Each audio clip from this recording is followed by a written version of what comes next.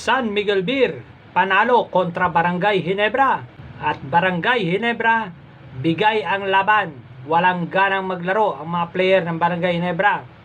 Pero bago mabalitang yan, paki-like and subscribe naman po ang aking YouTube channel, Ronda Toda. Sa laban ng Barangay Ginebra at San Miguel Beer, kapansin-pansin talaga walang gana maglaro mga player ng Barangay Ginebra. Talagang easy basket lang sa San Miguel Beer. Halos talagang dominante ni Junmar Pardo. Wala nagcha-challenge sa kanya. Kaya nga, ang laki ng ginawa ni Junmar Pardo eh.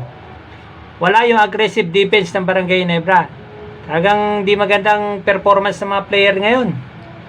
Napakaraming nanood sa laban ng Barangay Ginebra at San Miguel Beer. Pero hindi maganda nagresulta. Halos walang energy ang Barangay Ginebra. Si Justin Brownlee na nga lang ang bubuhat sa Barangay Ginebra.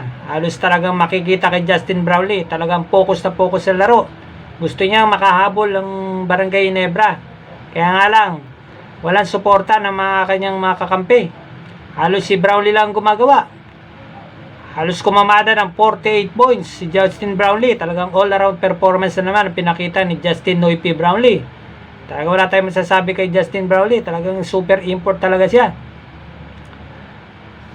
Sa pagkatalo ng Barangay Ginebra, tumabla ang series sa 2-2.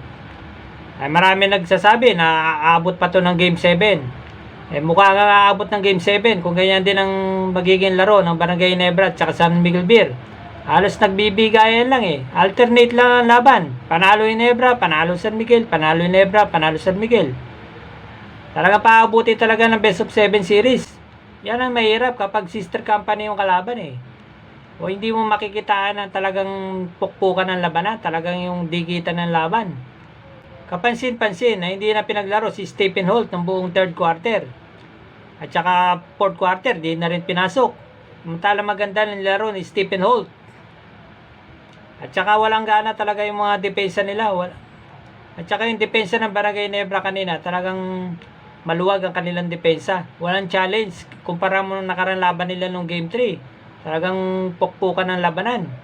Pisikalan talaga ang laban. Pero kanina, sa laro nila kanina, talagang di maganda. Pangit panoorin. Kaya sana naman, sa susunod ng laban ng Barangay Ginebra at San Miguel Beer, laban kung laban. Kasi basketball yan eh. Hindi pwede magbigayan dyan.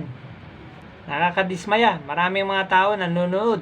Pero hindi magandang reaksyon nila pagtapos ng ball game.